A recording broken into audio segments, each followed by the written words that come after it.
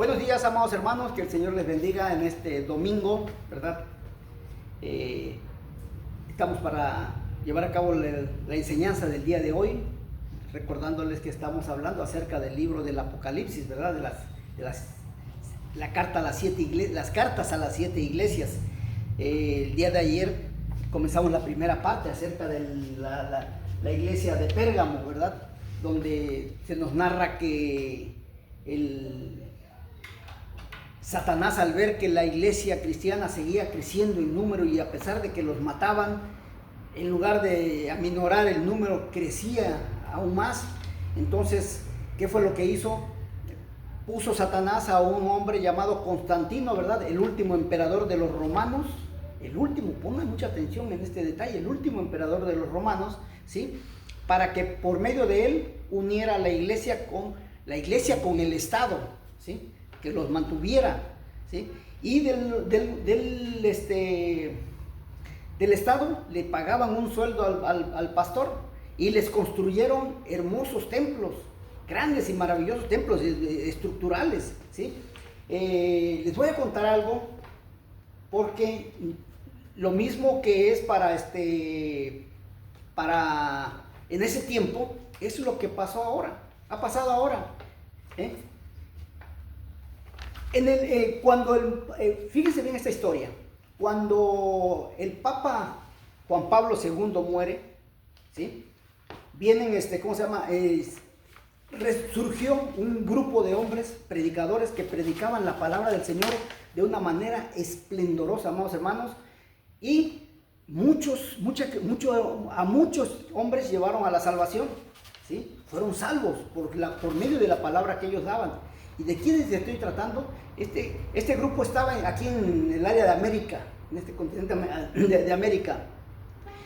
Ellos eran Guillermo Maldonado, Kais Luna, Dante Hebel y otros más, amados hermanos, y cantantes que cantaban precioso, alabanzas que te llevaban al corazón de Dios, ¿verdad? Pero entonces el catolicismo comenzó a menguar, y entonces los romanos, allá el Vaticano, descubrió ese detalle y dice, bueno, ¿por qué? ¿Quiénes son estos hombres? Pues vamos a ver, dice. Entonces, cuando vieron ellos que estos hombres estaban llevando al evangelio a mucha gente y les estaba quitando feligreses de sus iglesias católicas, decidieron quitar al papa que habían puesto en lugar de Juan Pablo II, al alemán Ratzinger. Entonces lo tuvieron que quitar, ¿sí? Lo quitan y empiezan a maquilar qué papa podrían tomar para que hablara con esos hombres. Y como reza el refrán, para que la cuña apriete tiene que ser del mismo árbol, ¿sí? Entonces decidieron que un papa de acá de América, un sacerdote de América tendría que ser el papa, para que él se congregara con esos hombres y los persuadiera a que ya dejaran de hablar del evangelio de Cristo. Ok, entonces hicieron su mitote, ¿sí? Su cónclave, se juntaron todos los sacerdotes de todo el mundo para ver a quién decidían. Si ellos ya tenían decidido a quién mandar, ya tenían decidido poner a una persona de América, y para esto escogieron a un sacerdote para papa llamado Bergoglio, ¿sí? ¿Cómo se llama el nombre? Bergoglio, ¿sí? Entonces ya ponen a él, después de todo el mitote que hicieron y que sacaron la fumarola blanca y que ya habemos papa y que ya tenemos el representante de Cristo. ¿Cuál era el representante de Cristo? Era el que tenía que tumbar el evangelio de Cristo. Entonces a Francisco Bergoglio, ponen a Francisco Bergoglio como papa, ¿sí? Francisco Bergoglio, ¿cuál fue el objetivo que tenía que llevar a cabo? Hablar con todos esos hombres de Sudamérica, ¿sí? Junto con los del grupo Enlace. Entonces los llamó y les dijo, ¿qué es lo que quieren? No, pues para que nosotros queremos templos, queremos que nos construyan templos, ¿ok? Dijo el Papa, nosotros se los vamos a construir. Y ellos, los masones Illuminatis, ¿sí?, que son el grupo poderoso del papado, financiaron el templo de Cash Luna, la casa de Dios. También le financiaron un templo, una majestuosidad de templo a Guillermo Maldonado, a Dante Hebel, Arena River, y al otro Austin, un famoso Austin por allí.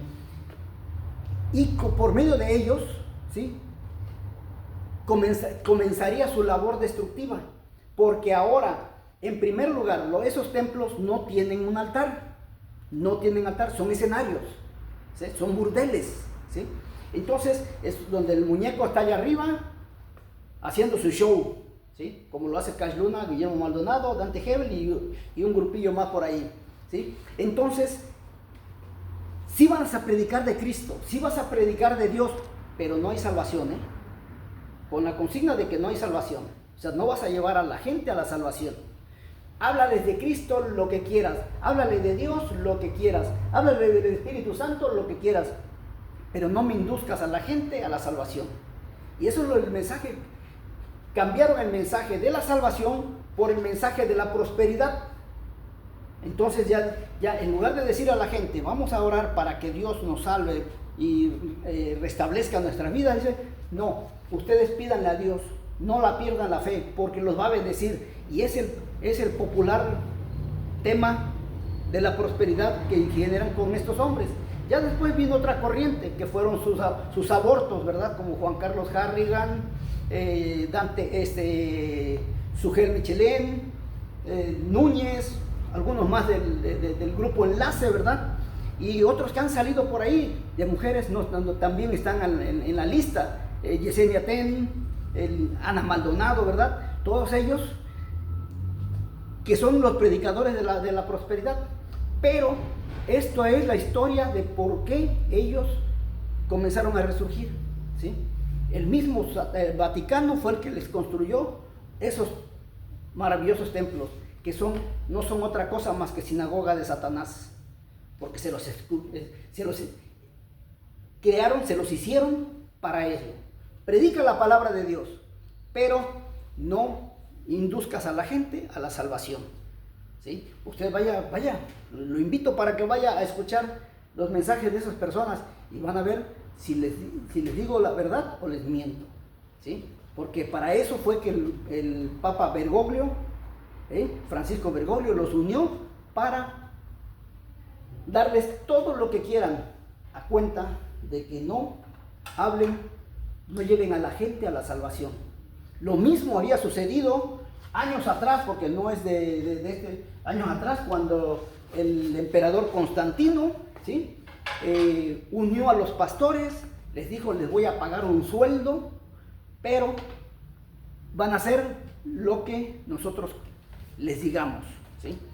Entonces, ahora bien, ayer hablamos acerca de la verdadera iglesia. Dios dijo, ya sé dónde estás, estás sentado, estás en la silla de Satanás.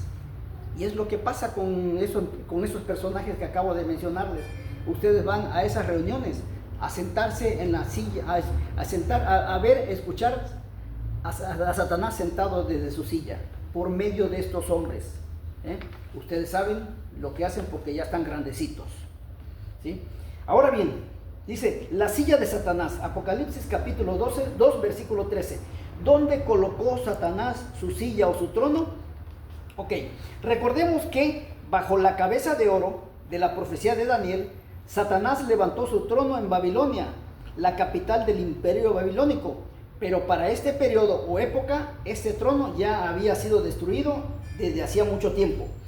Pero en la época de las piernas de hierro, Satanás hizo otra tentativa y ahora escogió como sede la capital del imperio romano, que era la ciudad de Roma, con un lugar llamado el Vaticano, ¿sí?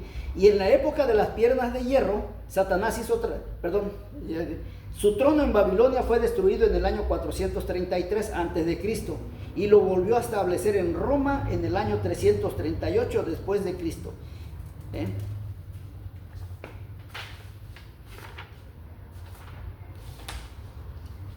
Y 3 de estas divisiones se opusieron enérgicamente. Perdón, hermanos.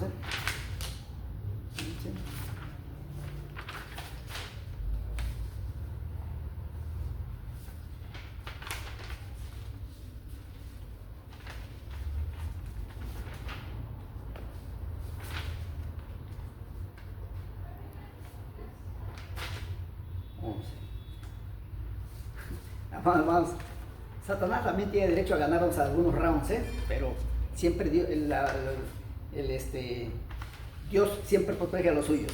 Ok, entonces quedamos de que su trono de Babilonia fue destruido y lo volvió a restablecer en Roma con el Vaticano. ¿Cómo comenzó la era del Papa? Mucha atención con esto y pónganse en ayuno y oración, amados hermanos, porque esto viene muy pesado a partir de ahorita. No mucho tiempo después de los días de los apóstoles, las iglesias cristianas de diferentes lugares se unieron para estimularse y ayudarse unas a otras. Los romanos comenzaron a hacer lo mismo y se pusieron el nombre de católica, que significa universal, porque según ellos consideraban que esa organización debían estar incluidas las iglesias de todo el mundo. Y para atraer más la atención de sus seguidores, tomaron como estandarte al apóstol Pedro, tomando en consideración las palabras que Jesús dijo de él: tú eres Pedro, y sobre esta roca edificaré mi iglesia.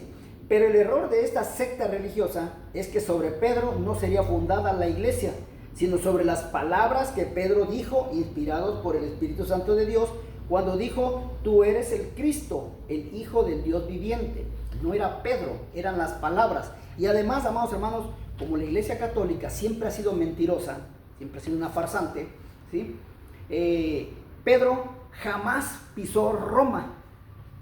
A Pedro lo crucificaron en Jerusalén los romanos. O sea, los romanos crucificaron boca abajo a Pedro, ¿sí? ¿Por qué lo crucificaron a Pedro? Porque Pedro llevaba el evangelio de Cristo. Pedro llevaba el evangelio de Jesús. Entonces, ¿cómo dicen ellos que es su primer papa? Cuando Pedro prácticamente no aceptaba mucho predicarle a los gentiles, y los romanos eran gentiles. Pedro más se dedicó a predicarle a los judíos.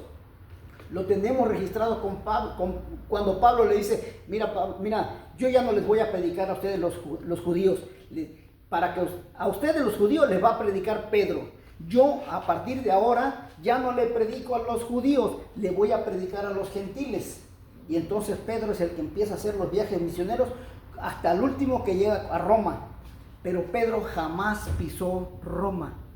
El único que sí pisó Roma, bueno, después de Pablo, el que sí pisó Roma fue Juan, porque allí en Roma fue donde lo metieron en un perol con aceite hirviendo, y como vieron que no podían, después lo sacaron, no murió, y entonces dijeron: vamos a desterrarlo a una isla para que ya no predique, porque cada predicación que él hace se lleva cientos de hombres al evangelio.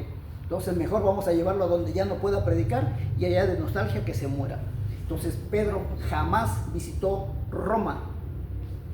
Pedro no quería nada con los gentiles. El que sí les predicó a los romanos, a los gentiles romanos, fue Pablo.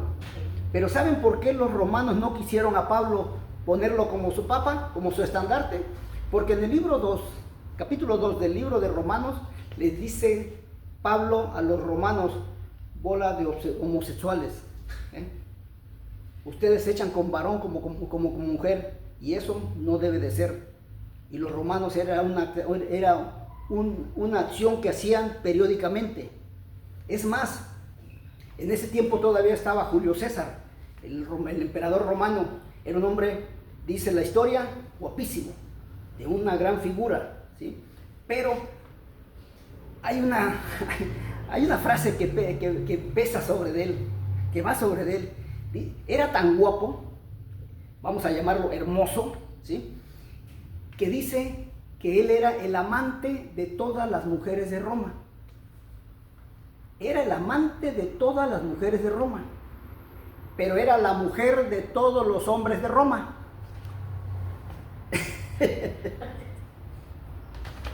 Y eso fue lo que Pablo les dijo, ¿sí? Y como los trató de esa manera, diciéndoles que eran unos homosexuales y que esas tramas no deberían, esas acciones no deberían de hacerlas, por eso es que no quisieron nada con Pablo. Y hoy vas a las iglesias católicas y las cartas paulinas las dejan a un lado. ¿Por qué? Porque no les conviene.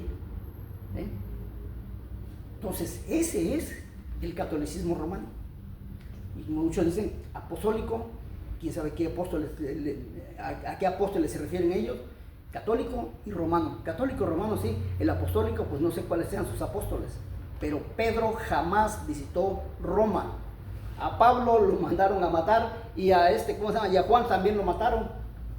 Los apóstoles más reconocidos, ¿sí?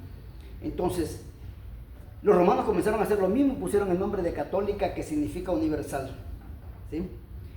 Bueno, gradualmente ciertos jefes de estas sectas religiosas fueron reconocidos superiores unos a otros. Ya ven que hay sacerdotes y hay cardenales y hay no sé qué más, y así van en una escala, ¿verdad? Y finalmente el hombre que estaba a la cabeza de la iglesia de Roma, tal como el apóstol Pedro con los cristianos judíos, llegó a ser considerado mayor que todos y lo dotaron de suprema autoridad entre ellos. A diferencia de la verdadera fe cristiana, este hombre altamente reconocido entre ellos, poco a poco fue considerado él en lugar de Jesús, como cabeza de todas las iglesias y autorizado por la diócesis eclesiástica para decir lo que los demás debían hacer. O sea, él era la cabeza de todo ese grupo, impuesto por ellos, ¿sí? No por Dios, ¿sí? Ya ven que hacen el famoso cónclave y ya cuando eligen entre ellos, ya la fumarola blanca, ¿verdad? Entonces, entre ellos se eligen. Este blasfemo jefe fue llamado el Papa, que significa padre, y así fue el comienzo del papado. Pero el tiempo me ganó. Nos vemos el día de mañana para continuar con esta enseñanza de esta tercera iglesia. Que Dios les bendiga. Soy Juan Carlos Muñoz. Hasta pronto.